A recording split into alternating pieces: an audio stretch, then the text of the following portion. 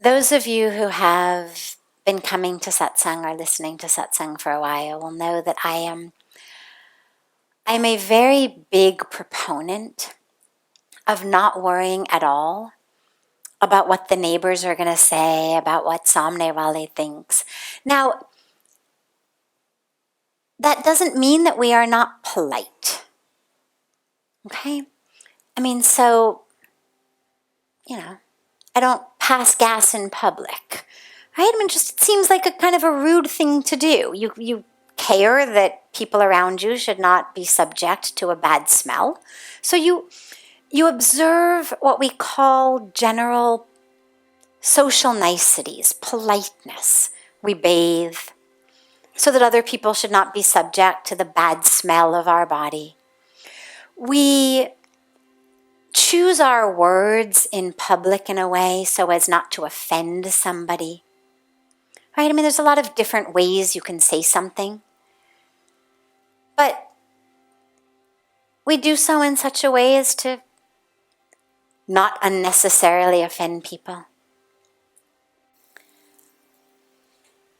But beyond social niceties and general politeness, right? You're not going to sit at a table with a lot of people and eat with your mouth wide open and make everybody look at the food moving around in your mouth.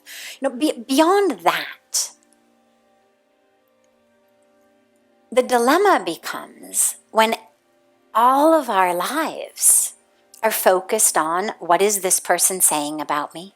What does this person think about me? Wo kya sochenge, ye kya sochenge? And our whole lives go. So I absolutely do not think that we should live according to pleasing others. And here's why. It's not just having to do with our own personal dharma, but it's actually on a much deeper level. If we don't live how we would be happy, simply to keep others happy, not only are we not serving ourselves, but we are not serving them. We are actually preventing them from having the challenging opportunity of having to be in a situation where what they want isn't what's happening. Which means that then their whole way of thinking has to change. Their whole attachment has to change. Their whole agenda has to change. Because when we are focused only on pleasing them, it's like we are saying they are not strong enough to handle it any other way. I think on a personal level, when I decided to move to India, then when I decided to take sannyas, meaning I was not going to be popping out babies, aside from everything else, but that was the one piece that mattered to my parents. Like, we don't care what you wear, we don't care any of that, but what do you mean you're not going to be giving babies? They have an agenda, right? Grandchildren. And it was very clear to me, very, very clear to me, that my dharma was to be here, that I was meant to be here. And that even though it was not obviously what my parents had envisioned in terms of me living down the block, that this is exactly what I was meant to do. But for me not to do it, because they were not going to be happy, not only would be not doing my dharma, but it would have prevented them from having the experiences that they've had over these 25 years that transformed them. By having a daughter coming from a non-religious Jewish family, moving into India, taking sannyas, living in an ashram, becoming spiritual, it has transformed them. It wasn't just a matter of sankarnika. It has actually transformed them in the most beautiful way. But to not do it is to say, you know what, you guys can't handle the difficulty. You can't handle the challenge. You can't handle the upset. You need me to not live my life because I need to protect you from the frustration, the stress, the anxiety you're going to have by me not living according to your agenda. And it wasn't easy. It wasn't easy. And you make some sacrifices. I actually offered my mother, this is a personal story I don't think I've ever shared publicly. I actually offered my mother, before I took sannyas, I was taking sannyas in June of 2000, and Puja Swamiji had sent me back to get their blessings. I had been back in December, Jan, Feb, something like that.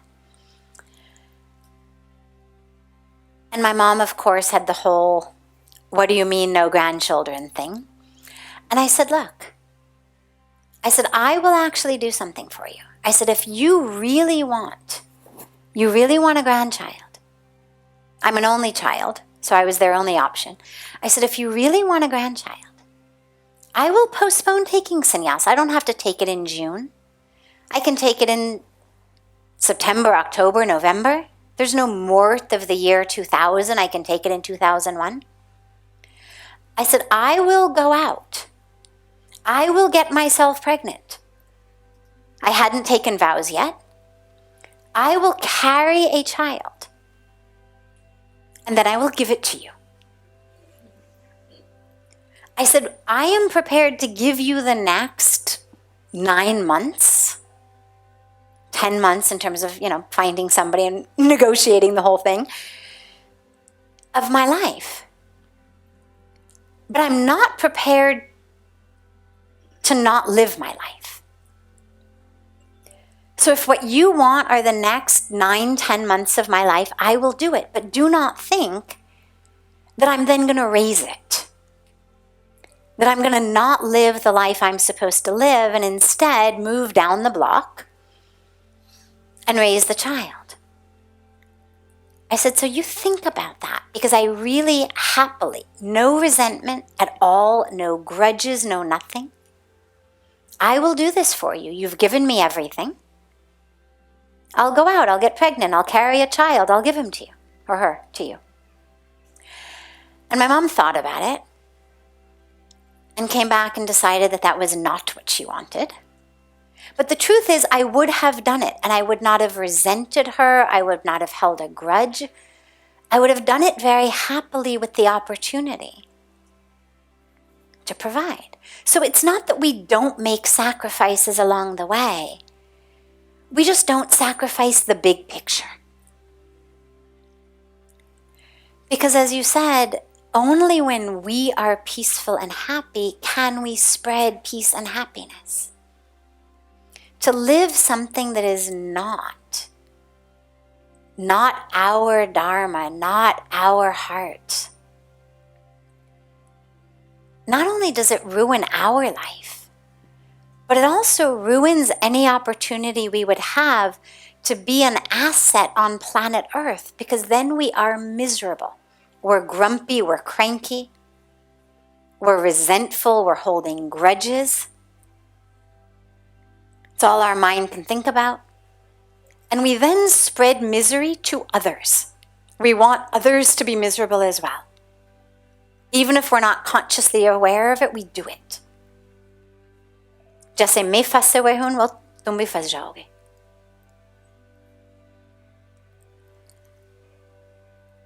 Coming back now to part 1, so what do we do about people not thinking well of us, or that fear that they won't? You become very clear in your relationship with yourself, your relationship with God, and your relationship with anyone else who you know really wants the best for you. And as long as you are clear with them, you decide that that's your That's going to be your barometer. When I first moved to India, everyone and their brother had an opinion about how I should be dressing, how I should be sitting, how I should be speaking, what I should be doing. I mean, India's India. I was a young American who didn't really know anything, and everyone had opinions.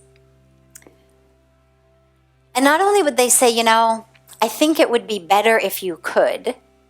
It was frequently like, this is wrong, that's wrong. And I finally decided, you know what?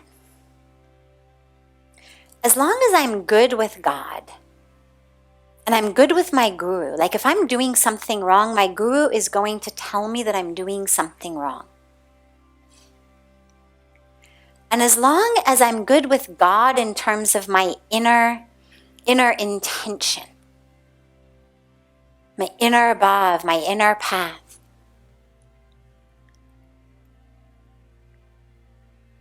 and as long as my guru isn't telling me that I'm doing anything else wrong, I'm really going to stop worrying about it, because it kind of drove me crazy a lot in the beginning. Because I wanted to be doing the right thing. And of course I was very worried. Aise na ho, I make a horrible mistake. Aise na ho, I get kicked out of here. I used to really worry about getting kicked out of here. So I thought, aise na ho, I make a mistake. And it used to really disturb me. And I spoke to Pujya Swamiji about it one day. And he said, don't worry. He said, your heart is so pure and clean. He said, I will tell you if you're making a mistake somewhere. He said, and the basics are very simple. I mean, by that point, I had already figured them out in terms of what clothes are supposed to look like, how you're supposed to sit. It's very simple. It's not rocket science. And it's not a million things. It's like 5 things, basically.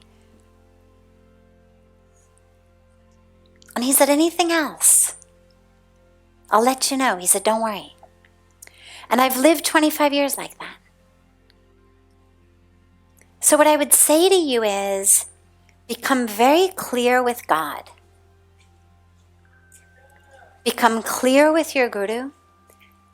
And there may be another 1 or 2 or 3 people in your life whose opinions you really trust and who you know really want the best for you. It's not their agenda. It's not that they don't want their attachments rattled or their expectations rattled. It's not that their ego is so fragile that it can't handle you disobeying them. Right? I mean, so much of the time, that which we tell other people to do is just because I can't handle the stress of being disobeyed. You better do what I say. Why? Because I said it. Why? Because I told you to. Like, really? And the truth is, because if you don't, I'm going to be upset. I'm going to get stressed. I don't like it when I'm disobeyed. Therefore, you better obey me. But that's not a way to live. So you want to choose your people as those who really have your best interest at heart. And then don't worry about the rest. Really don't worry about the rest. Think about it as kind of background noise. Okay? Stay anchored, but stay polite to them. It's not that you tell them, Are, you're just background noise. You stay polite. Don't try to give them a teaching.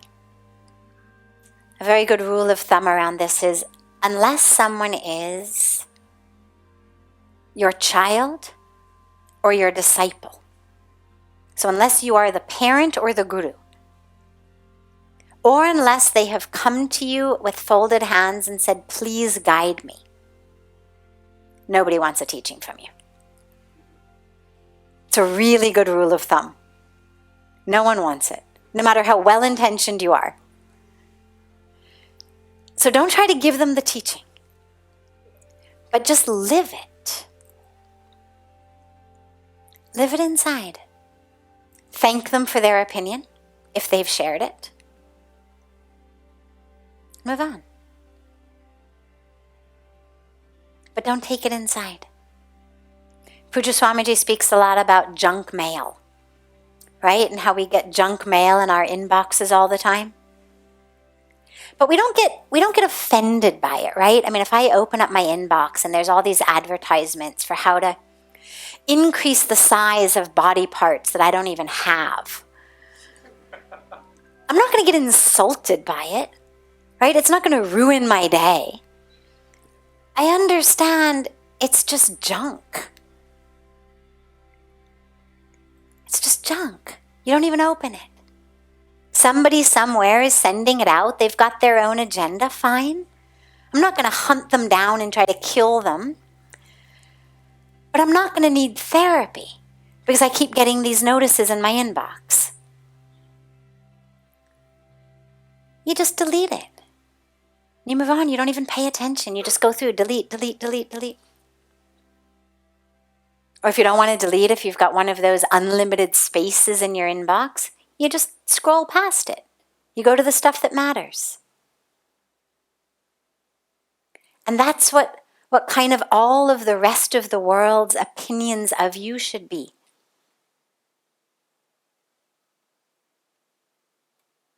It shouldn't impact you any more than somebody trying to sell you something to increase body parts that you don't even have.